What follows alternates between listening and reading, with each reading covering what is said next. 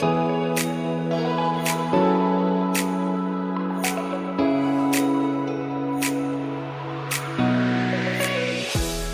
everyone, Ann Louise Gittleman here for First Lady of Nutrition podcast, where every single week we bring you the best and the brightest in the nutritional and health space. And I should know because I've been in the business 40 years and I've had the pleasure of working with some of these wonderful authors, journalists, and researchers. So if you'll visit me at annlouise.com, you'll see all my blogs, my articles, my interviews, and the latest wonderful magazine article in which we were featured, where you can lose 2 pounds a day and discover the fatty acid that powers off weight all holiday season without dieting. So without further ado, let me introduce to you today's guest, who is Melissa Diane Smith, who's a hard-hitting journalist that I've had the pleasure of knowing for over 25 years. She's the author of Going Against GMOs and Going Against the Grain. Welcome to you, Melissa Diane Smith. So hello again, Melissa Diane Smith. You are a passionate anti-GMO person. Why did you take up this particular cause, my dear? What is so bad about GMOs?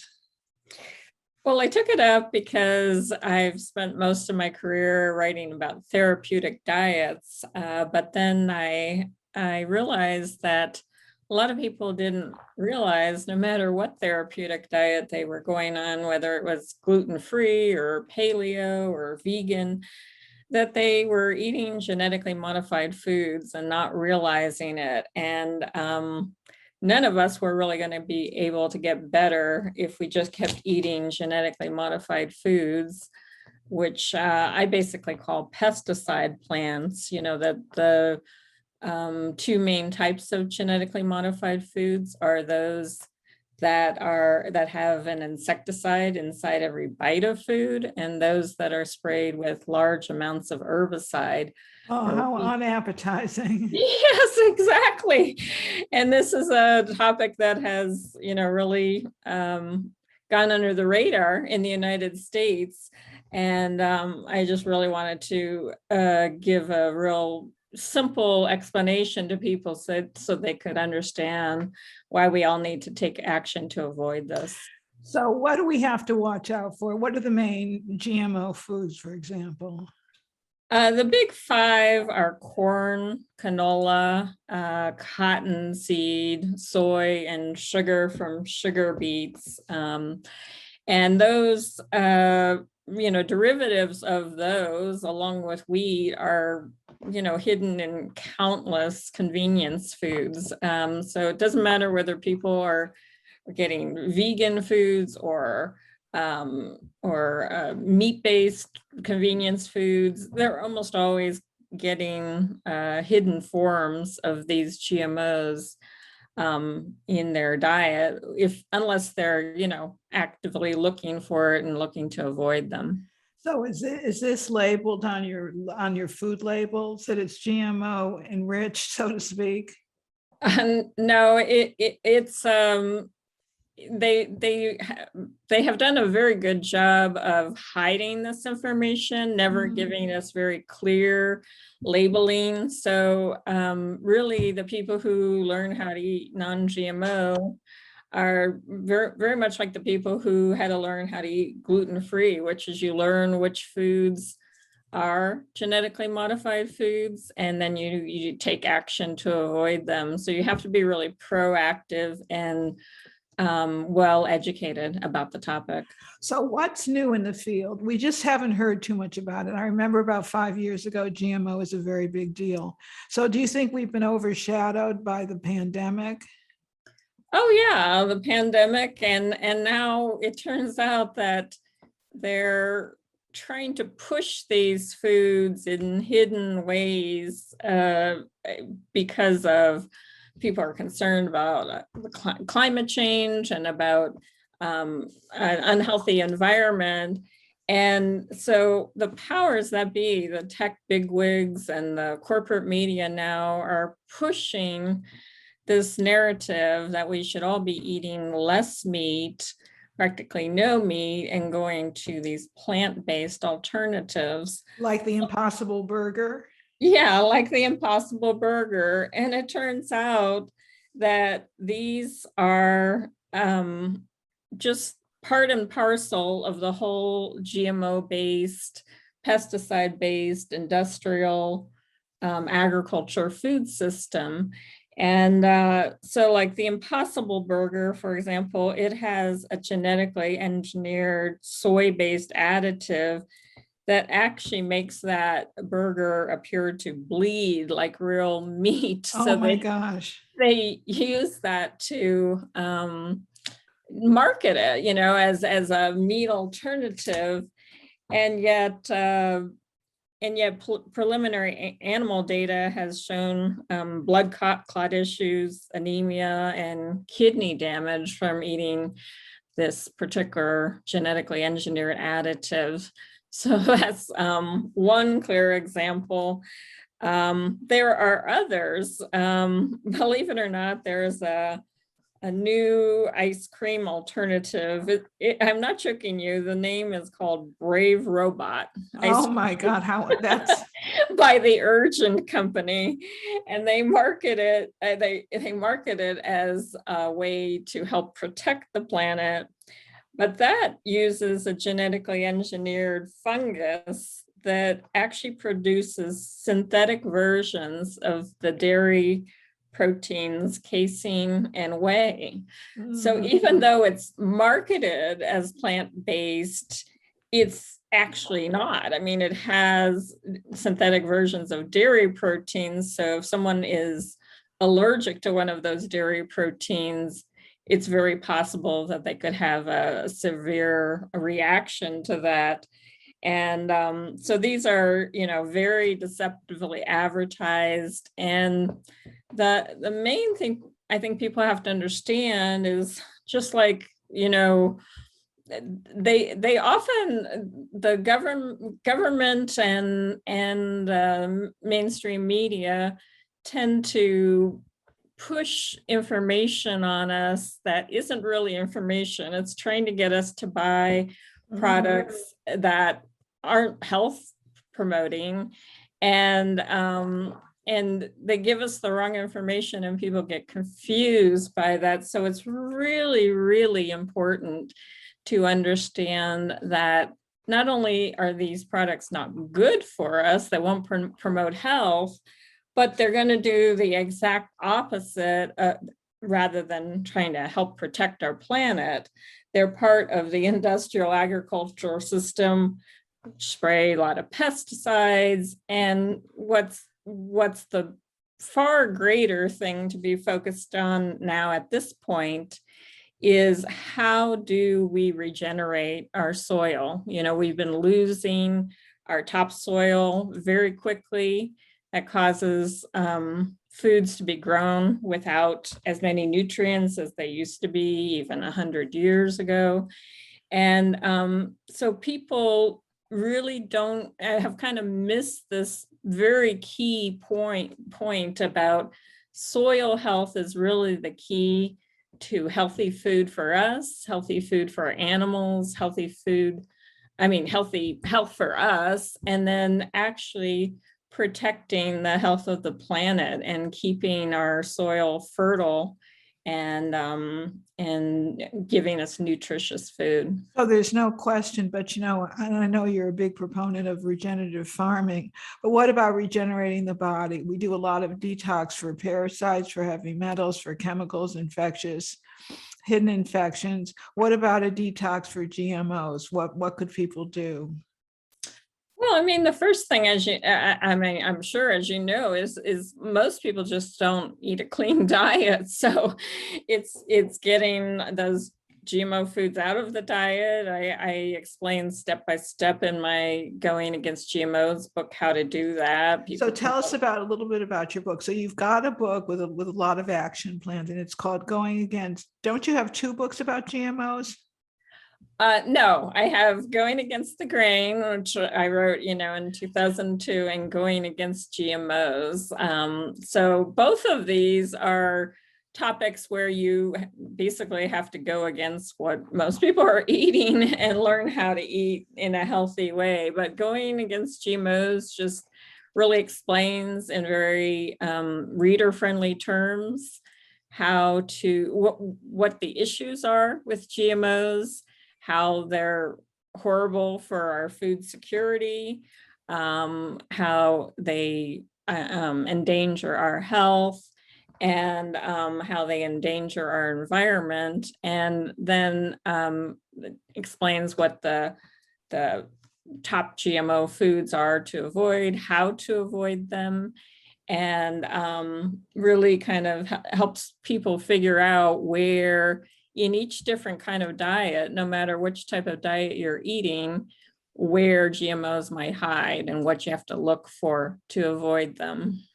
So how do glyphosates fit into this? Isn't that a primary GMO herbicide? Yeah, as I said, the top genetically modified foods on the market, the majority of them are sprayed with herbicide or Roundup, and the active ingredient of that is glyphosate. Now, glyphosate, studies have shown that exposure to glyphosate causes many different health problems, including gastrointestinal problems, infertility, and of course, most people know it because of the lawsuits that have been going on with Monsanto Bayer Company. And so it is a probable human carcinogen. And we definitely do not want it in our food. I explain in Going Against GMOs that it acts as an antibiotic, as a mineral chelator, and as a hormone disruptor, and how each of those things degrade our health. So we definitely want to avoid exposure from it. And the main way to avoid both GMOs and the pesticides or herbicides that are sprayed on genetically modified foods is to seek out organic. And yet organic is a great way of avoiding genetically modified organisms and pesticides. So it's a great start, but unfortunately, it really doesn't directly tell people whether the farmers who are growing those foods are doing so in a way that regenerates the soil. And really, the future of our food, the future of our health really depends on us regenerating the soil. And regenerative farming has, well, I guess I should just say that the soil is really the foundation of our food system. Sure. And we have many examples around the world where once thriving agricultural regions, they did not protect the health of their soil. And then they just became, they basically, it went from fertile soil to basically dirt. And there's kind of a process of desertification going around the world because the soil is being degraded enough that it doesn't grow enough good crops for our food. So it's really important that we start to think about the food system from the ground up. And the regenerative farming is really, building back the soil. And there are certain practices involved with that: no-tilling, using cover crops, using, diverse crop rotations.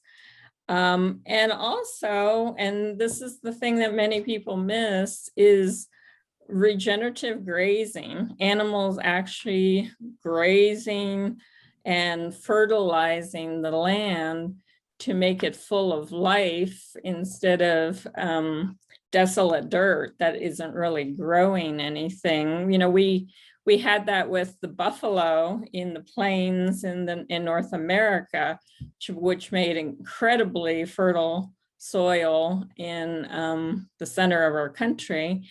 And healthy soil, as I said, it basically is the key to making healthy food, healthy people, and really making a big difference in our climate, our weather extremes.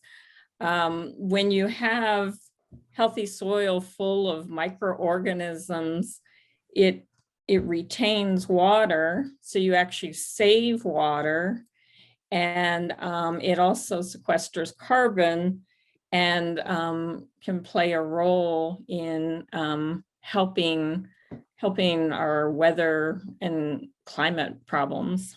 So I've seen the term sustainable farming. Is that the term I've seen? I've seen the word sustainable used very oftentimes. Is this different than regenerative farming?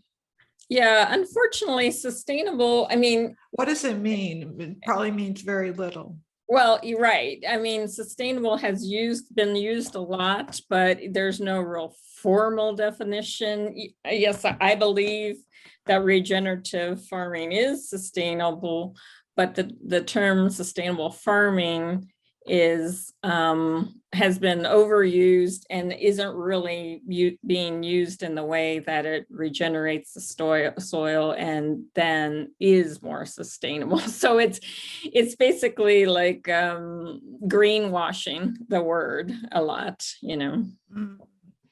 Are people as concerned about GMOs as they used to be, Melissa?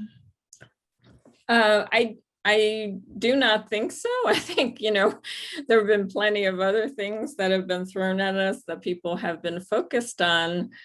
And yet, you know, as I mentioned, one of the key findings in animal research with GMOs is immune system problems. So if people are concerned about their immune system is right, wanting to protect their immune system and also their gastrointestinal health, that's another big one. It's very important to focus on GMOs. I mean, you know, there are when people actually focus on this, when some people like go to an all organic diet, for example, they can have dramatic, like huge reductions in inflammation in the body, clearing up of digestive problems, you know, arthritis, clearing up. I mean, it can be very, very dramatic, and most people just don't know that they have such a toxic load of all these toxic substances, but especially pesticides. I mean, you know, the amount of pesticides that have increased in our food supply since GMOs were put into the market is astounding, like 520 million more pounds of unbelievable herbicides. So people really need to understand that it's not the food that our, you know, great grandparents grew up with. We have to, you know, be educated and take action to find healthy food sources. And there are, like I said, organic is a great place to start.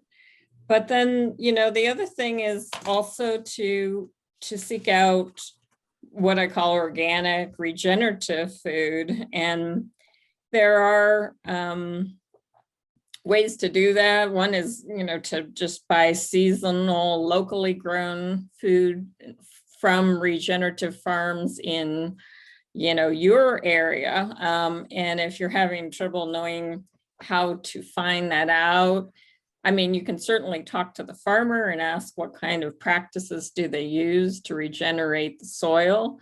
But you can also look on search at regenerationinternational.org and put in your zip code and look for regenerative food producers in your area.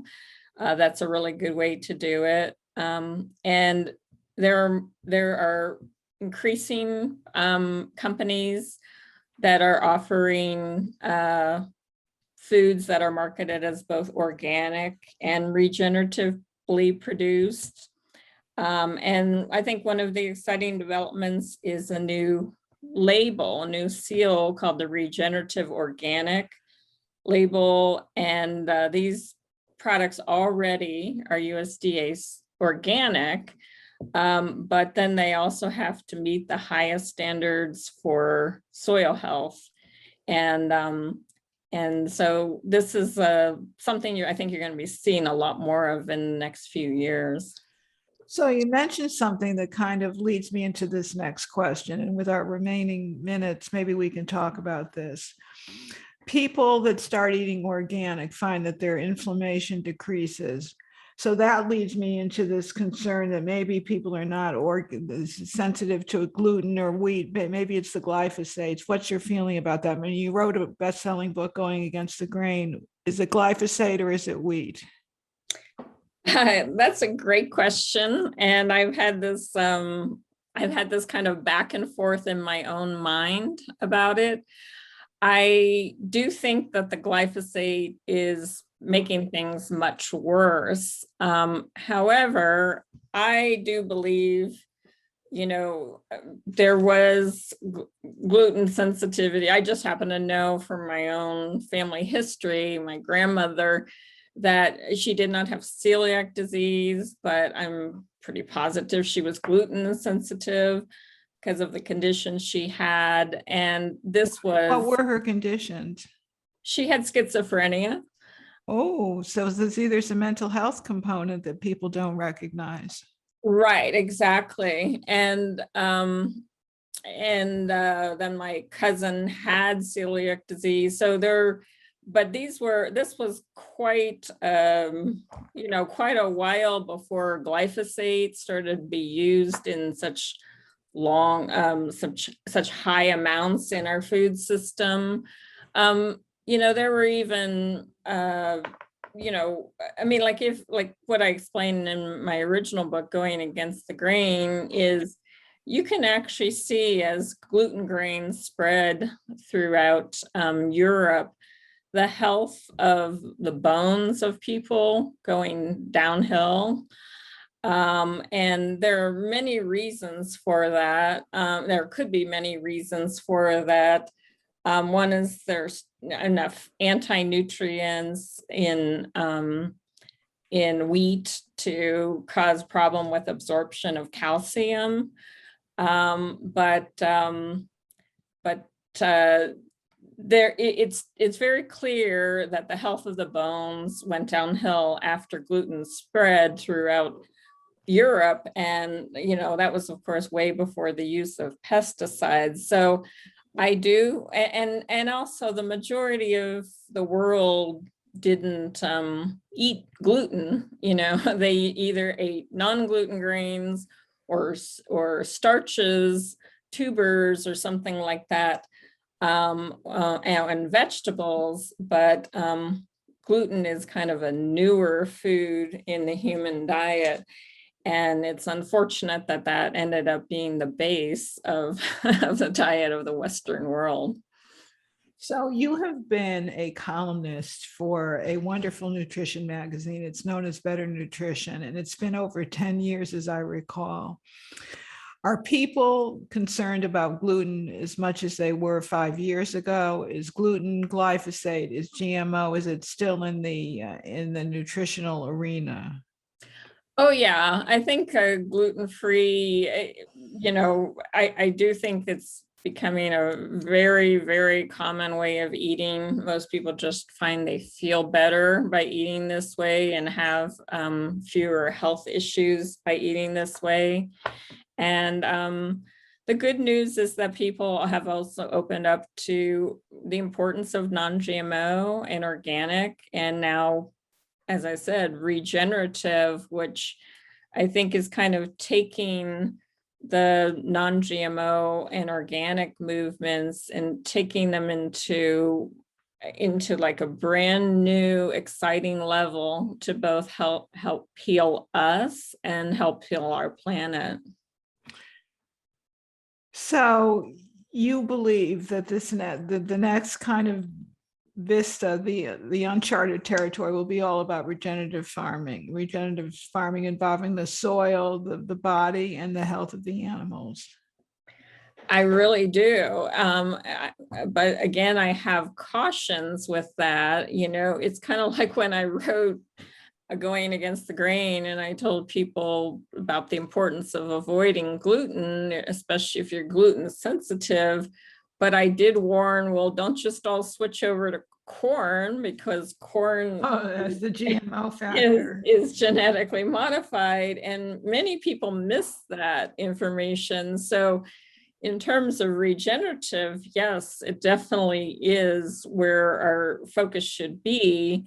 But there is so much confusion, and you know, you have to understand that the tech bigwigs and the corporate media are putting out very confusing, you know, deceptive information, and people need to, you know, monitor it carefully and not get swayed up by, like I say, these fake meat campaigns. And you know, I don't think people really get an idea that when you see these burger substitutes, these fake meat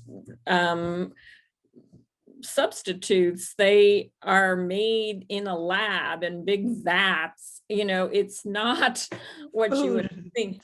Yeah, exactly. It's not what you would think about what would help sustain the planet or anything like that. Or sustain your body. We've got fake meat, we've got fake ice cream. What will they think of next? Yes, I know.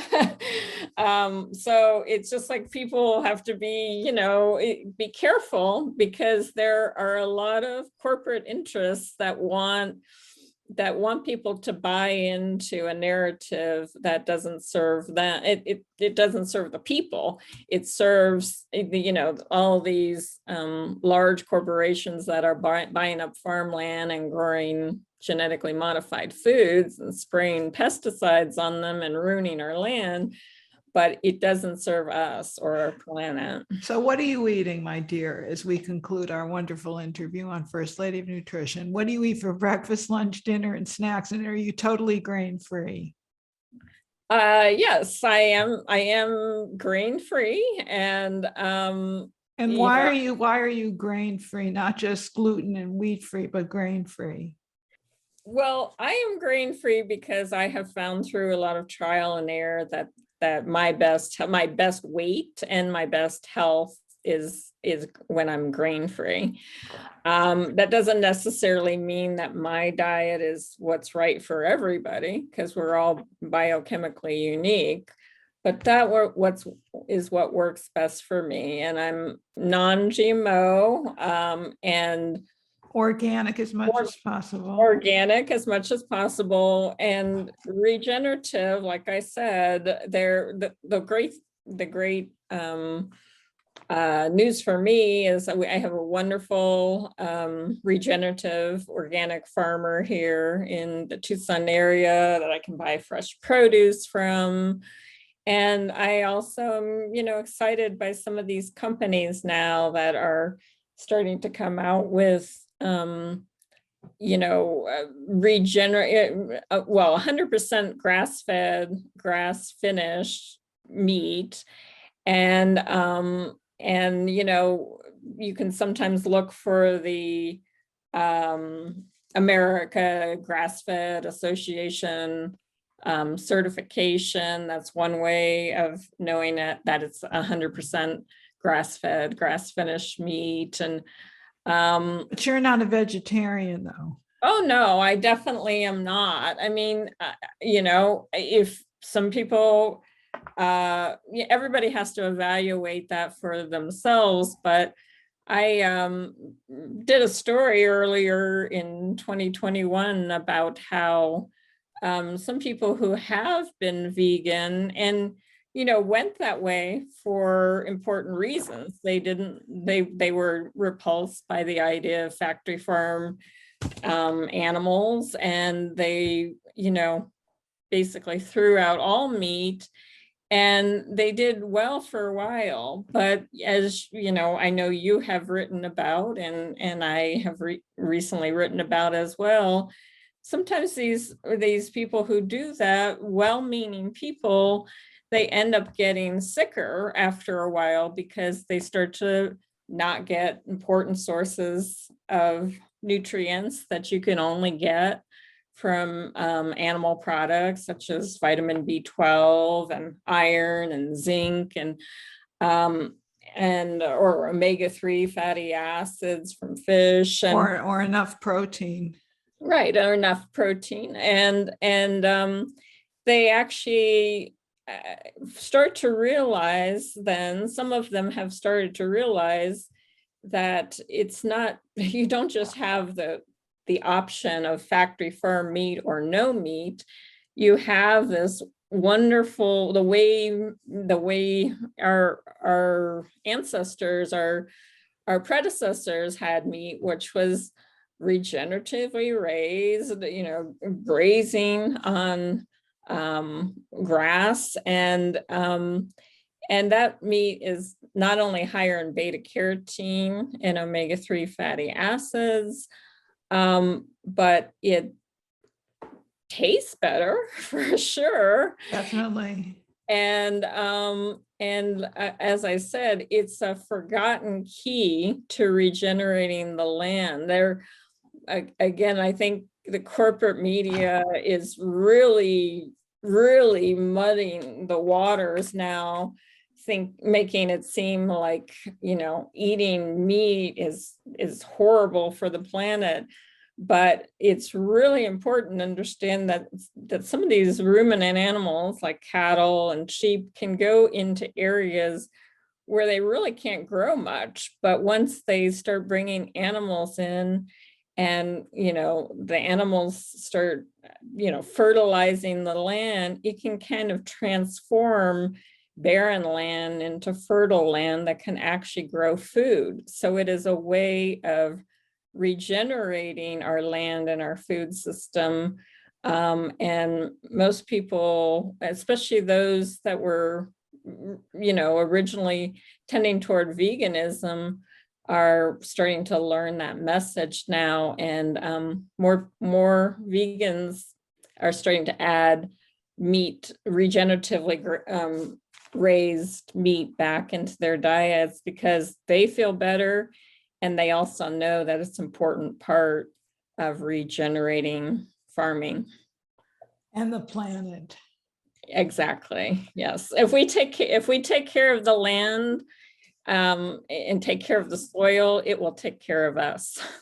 I love that. What a wonderful note to end this up on. And I have to thank you so much for being my guest. Will you come back? Of course I will, Anne Louise. I love talking with you. Okay, my friends, thank you so much. So the message today is to go regenerative. Wouldn't you agree, Melissa Diane Smith? Absolutely. That's the message.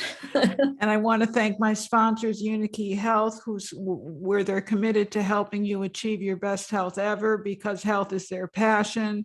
Their products work, and the customer is their number one priority. They are the official distributor of all my products. So if you're looking for weight loss products, if you're looking for detox products, if you're looking for anything to get those GMOs out of your system, unikeyhealth.com is where I'd like you to look.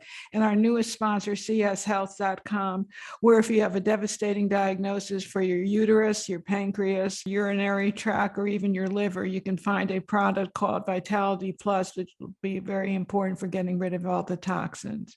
So thank you once again. Come back, my friends. Have a beautiful week full of light, love, and laughter. Goodbye for now. See you next week.